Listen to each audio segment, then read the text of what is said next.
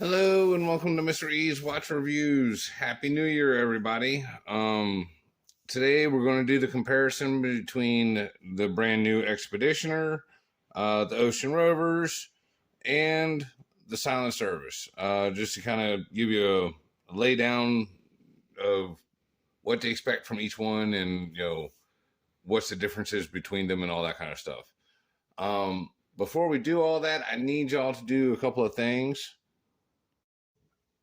I need you guys to hit the subscribe button. And if you think you already subscribed, please double check, because these are the analytics for my last year. You see them 3 dips right there?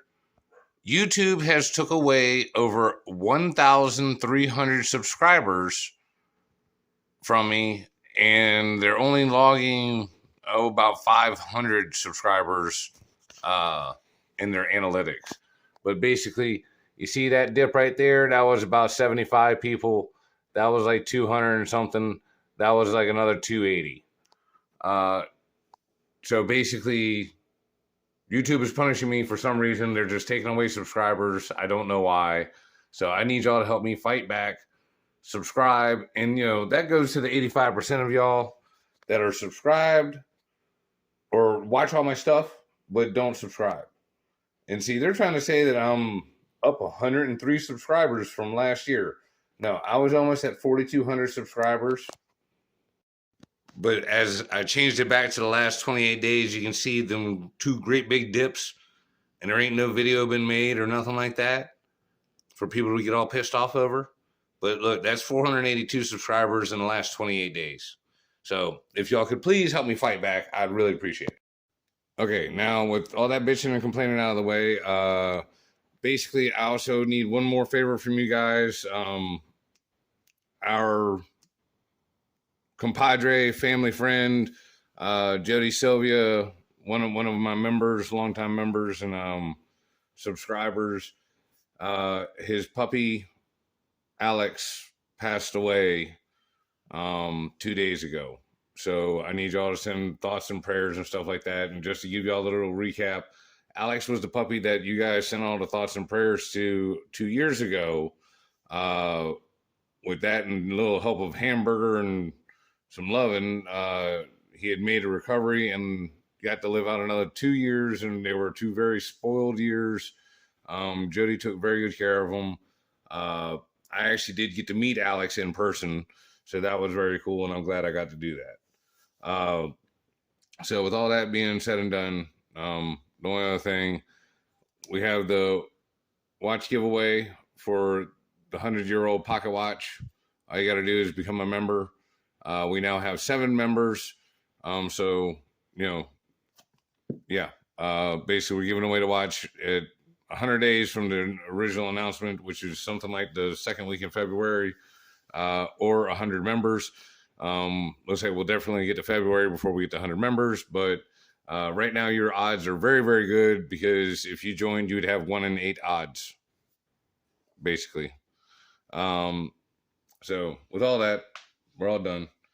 Let's get into the watches. All right, so I don't know which one y'all would like to look at first, but we're going to go over the Expeditioner and what it has in common with everything else here and what the differences are.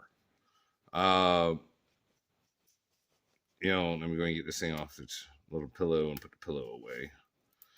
We get everything off the pillows. Actually, I don't know. I like it on the pillows because it leaves them sitting upright. All right. So with the Expeditioner, as you can see, we've basically got the same indices, but different on the Silent Service. Like the Silent Service indices are bigger. Specifically the 12 o'clock. It's definitely much larger. I mean, you can just see it very, very, very big. And the same thing with like the hour indices, they are also larger. The other big difference between these two is the bezel. Like, you see how much more like beefy, and like this is very, very grippy. They went with more teeth and less deep of a cut. So similar, but different. The other two things that I really noticed right off the back, this case really does remind me more of the silent, or not the Silent Service, but the Ocean Rover 2. However, it is slightly bigger, just a little bit bigger. It's got the same super high quality polishing here on the sides. Felo had a little bit of a problem getting some of the glue gunk off some of these high polished areas, because I see one little spot right there underneath the bezel where it looks like it might have a little bit of that glue gunk. Essentially, they used some really good stickers this go around to make sure that they stayed on. Unfortunately, they stayed on just a little too good. Here, let's compare this with the Ocean Rover 2.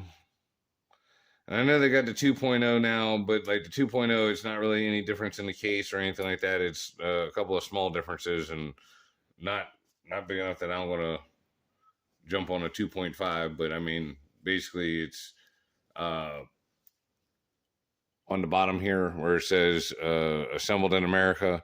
They put like little minute markers underneath of that.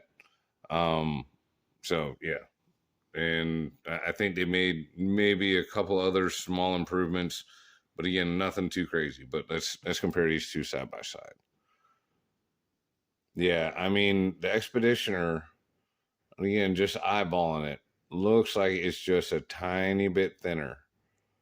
And again, it's the same bracelet, but you can just see how, like the Ocean Rover, you know what I'm saying? I mean, they both hang nicely, but it's wanting to lean out a little bit.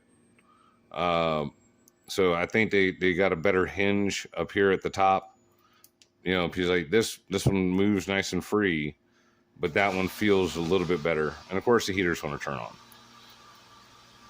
Now, one thing that I noticed, like the overhang of the bezel, on the Ocean Rover 2 is just a little bit more pronounced than on the Expeditioner. I mean, the Expeditioner, it overhangs it a little bit, so it's a little bit wider than the case. But like the Ocean Rover 2, it hangs over a good bit, like the perfect amount of grip.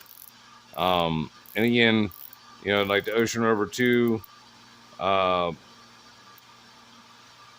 the coin edge has a more of a bevel to it. This is beveled, but just not quite to the same degree. You know what I'm saying? Like the angle of the dangle is just a little bit sharper on this one. Of course, they all got the same bracelet, so there's nothing to compare there. I would really like to see the Ocean Rover 2 get a dial like this, or a dial option like that. Because if I could get an Ocean Rover 2 in a blue on blue, yeah, I would have a fourth one then. Mr. Alex Fleck, I believe he's down in Australia. He just ordered up one, and it was a custom one that he ordered, and it actually looked gorgeous. It had the golden sands loom, like my aluminum bezel 2019 model here, but he wound up getting it with the Dayton Cyclops, which again, I fully endorse that. But he got them to do a black ceramic insert with gold inlay. Man, it looked good. It looked sharp. And I mean, I really like this one with the navy blue aluminum insert and, the dome sapphire. Like, I really like the look of this watch, and especially with it on this Jubilee. Which again, no, that did not come from known. That's a San Martin Jubilee. But there's one thing that he was talking about, like the progression over the years of how much better the bezel action is. On this 2019 model, I mean, it feels very good. I mean, it's very buttery and smooth, but it is just a tiny bit stiffer than my 2022 model. Uh, so, you know, by the time they've gotten here to the Expeditioner and the Silent Service, really, I mean, the bezel action is just beautiful. And from what I understand, that is one of the things that somehow they actually improved upon the bezel action again on the Ocean Rover 2. So the Ocean Rover 2.5 has even more buttery smooth action on the bezel. Um, the Expeditioner also is sharing that same buttery smoothness. One of the other things, I believe they're using this case back right here, this thinner one, on the Ocean Rover 2s now, also, or the 2.5. So like that's one of the other upgrades it's gotten. Um, the crown on these two looks pretty similar. Let me measure it. Because like I said, I already know the Silent Service has a very beefy crown. It's big.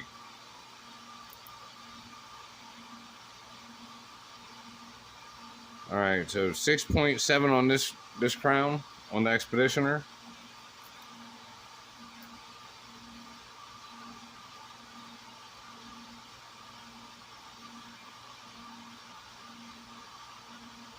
Yeah, it's the same size crown. Same size crown on the Ocean Rover 2 and Expeditioner. Now, what I'm talking about, like with the case size, we're going to measure it from the bottom, so we don't catch it, so we're not catching the bezel.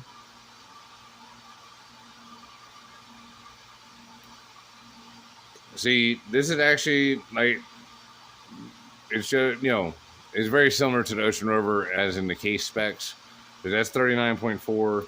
And I want to say Ocean Rover 2, if you don't catch the bezel,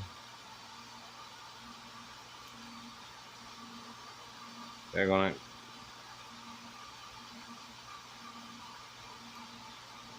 You know, 39.5. So there's a reason why that Expeditioner feels so good. Now, John and them were claiming that the case is 40 mil and is slightly bigger. I don't know. To me, it looks just like the Ocean Rover 2. So I really like this Expeditioner. I like the color choices and stuff like that. The only thing I'm not a big fan of is this platinum bezel. I do like I believe it was 120 groove instead of like 90 on this one for the cut. I mean, I do like that. If this thing had a sapphire blue bezel insert in it that matched that dial, I think that would be just the fucking bee's knees. Like, that would just be the shit. So that's the thing that I would change about the Expeditioner. Like I said, I would put a blue sapphire or, you know, a black sapphire, whatever to match. Like, you know, you can use this one with the white dial, I guess. But, you know, like the sapphire bezel on this thing on the Silent Service is just it's fantastic. I really enjoy it. It has a nice glossy, you know, shine to it. And again, you know, the Silent Service, I'm not even gonna lie, you guys. When I first saw this watch, I was like, ugh. I did not fall in love with it immediately until I actually got it in my hands. The slab case on this one, I mean, it fits and wears well, but both of these wear much better. And like my go-to watch is my Ocean Rovers. I mean, those are most definitely my favorites. Um, However, I do enjoy wearing this one. I wore it a good bit last week. And I mean, you can just tell how much I wear it because all the scratches and stuff. But this one is comfortable, but again, it's ignorance is bliss. If you have the Silent Service and you don't have an Ocean Rover 2, then you're probably like, oh man, this is the most comfortable watch I own. And I would totally agree with that. But, and again, this is for someone like with a wrist my size, which is 7 inches. And oh yeah, by the way, I'm wearing my Sonar Momentum that we got from Mr. Freddy. Fabulous watch. Also, go check out my buddy, Old Line Watches. He just did a review on this. He just sent it back to me. So, but yeah, like on a 7-inch wrist like this, you know what I mean? Like a watch this size, you see how it takes up all the wrist space there? I mean, it fits and it works, and you know, with the case shape and everything like that's all awesome. But like when you throw on the Expeditioner, yeah, slide the glide lock all the way in. And you guys are just going to see what I'm saying. Like it just fits the wrist better. You see what I'm saying? Like proportionally, it's just short of my wrist ends here, and I mean, like, you get what I'm saying? Like it feels really good. So, at any rate, I gotta wrap this up. I appreciate y'all. Happy New Year. Thanks for everything. Please subscribe. Help me fight back. Join the memberships. Win a watch. But yeah, I mean, the Expeditioner definitely has its own traits and qualities. In comparison to the Silent Service and the Ocean Rover, it really just comes down to the bezel. Like, are you okay with that Yachtmaster style bezel? Really? You know, because like I like the size, I like the thickness, I like how it lays out a little bit better than this, but I wish it had this style, but in blue, or pink, or like I said, whatever. You know, and again, I'm still petitioning John to make me a damn GMT with a black and blue bezel and a fucking Jubilee bracelet. So, you know, if anybody else likes that idea of a GMT specifically, like I would want the Ocean Rover 2 or the Expeditioner as the GMT. I do like the Silent Service and all that good stuff, but if I'm going to pick between the three of them, I would rather this one be my GMT or the basis of it. So, all right, check y'all later. Bye.